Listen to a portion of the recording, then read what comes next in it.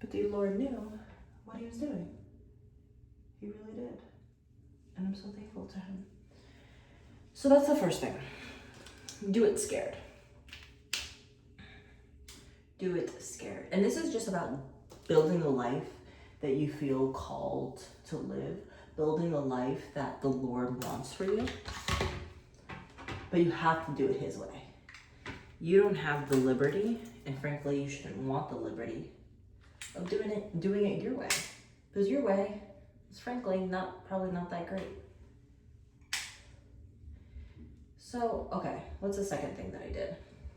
The second thing that I did was, after I said yes, scared. So petrified, actually. I went through the emotions, the highs and the lows. I accepted my wilderness season. And that is something that is so important.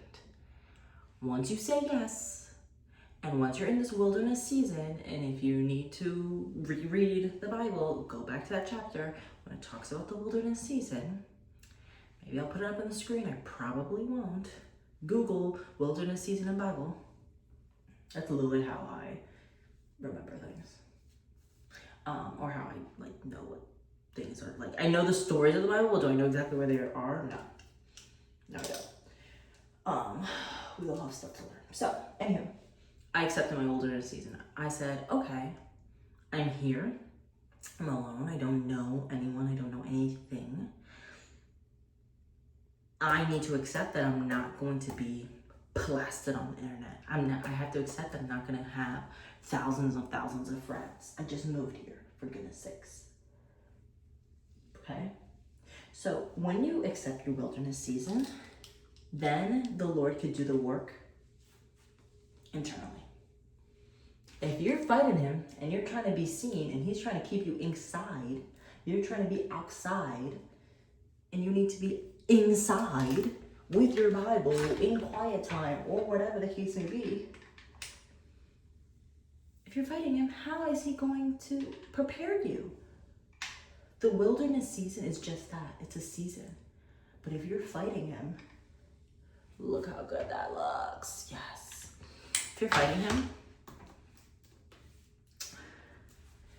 it was supposed to take 3 days to go through the desert. With all those, with the story of the Jews crossing the whatever desert or wilderness, whatever the case might be. Please Google it, because I'm not saying it correctly. It was supposed to take 3 days. It took them 40 years. If you don't accept your wilderness season, it's gonna take you years. And that is something, a part of my journey that I've always been like this even since I was a kid. When I'm in something and I'm going through something, the first thing that I really pray about is, Lord, let me learn my lesson the first time. I don't want to go through it again and again and again and again. If you're teaching me something now, I don't want to miss it. I don't want to miss the lesson. And maybe that's just the student in me. I don't really know. But I don't want to miss the lesson. So, with that being said, that was part of my prayer, right? And I'll talk about my come to Jesus moment later, when I really gave my life to the Lord and really committed to him and really understood who he was to me and who I was to him. But that's a story for another day. That's not for today. So what's the first thing I did? I said yes, scared. That's God trying to say, that's going to the calling, right? That's going to the light. The second thing, when he brought me out of Egypt, so to speak, and was bringing me through that, getting me to the other side, I accepted my wilderness season. Okay. Now you might think to yourself, Elisa, okay, I got it. I got it. I'm in my wilderness season. I know I'm in my wilderness season. I've been, fighting for a long time. Okay, but what do you do then? How do you stay in it? And then the answer to that would be, well, the Lord is bringing you through that wilderness season. And he's bringing you through specifically, think about if you're going on a hike and you have 3 different trails, you have to pick, the trail that you end up going on, right? To keep the analogy going, the Lord has put you through this wilderness season, this forest, this trail. Once you accept, this is the trail I'm in, I have no GPS, I have no connection service, whatever. I think the first thing that I had to like step back and was like, whoa, and acknowledge was, wait a second. He brought me this way for a reason. He didn't bring me the other way. He brought me this way. So what should I be paying attention to? Okay? So when he brought me through this way, I'm gonna talk about my own journey now.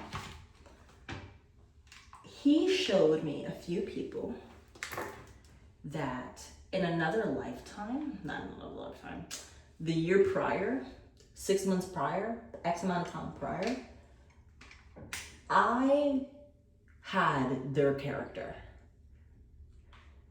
The gossiping, the all sorts of sin, to be honest with you. All sorts of sin. The Lord showed me that quickly. I was like, oh. You know the show like where like the young kids go to like the jails to get like scared? I think it's like Scared Street or something. That's what I experienced. Pick up the signs. You know when you go through a hike, so I'm originally from New Jersey. So in Jersey, there's a lot of hiking trails and stuff like that. And usually you follow like the orange trail, the blue trail, whatever. Look for those markers so you know where the heck you're going. That is the third thing I did. I was like, oh, you're acting like that? And I didn't judge him. I'll be honest with you. To me, the way I rationalized that was in my brain was, it only takes a couple decisions to get like that. It only takes a couple of decisions, a couple denials, a couple this, a couple that, to end up like that, to end up in that situation, to end up with that character. So the Lord really did me absolutely a service of letting me see people who were not following him and the consequences that they were facing in their life, and like the unknowingness, or like how like they didn't register what was happening to them.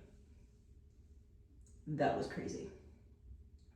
That was so crazy, because I was with people, like how do I say this? I was with people who also saw what I was seeing in those people. And obviously she's my best friend now, but then we kind of bonded over the fact of like, we don't want to be like that. And that really helped. We didn't make them wrong for who they were, but we just had to make a decision of like, okay, well, who are we gonna be? And that was really important. So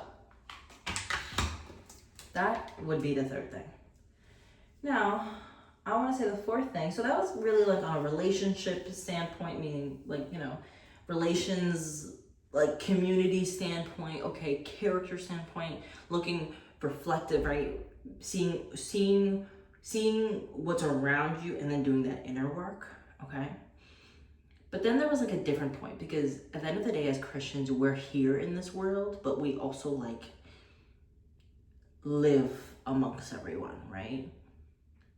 There were things that I didn't learn growing up, because obviously your parents only can teach you what they know, that changed my view on things, changed my views on wealth, on value spending, things of that nature. What was important to me and what was I willing to spend money on? So this kind of leads to like, how am I here right now physically, right? So I was blessed because aside from the relationship things I was seeing, I want to say like I think I'm on the fourth thing, did I seek counsel? Wow, I sought counsel. And I mean in everything. Food, exercise, wealth, like finances,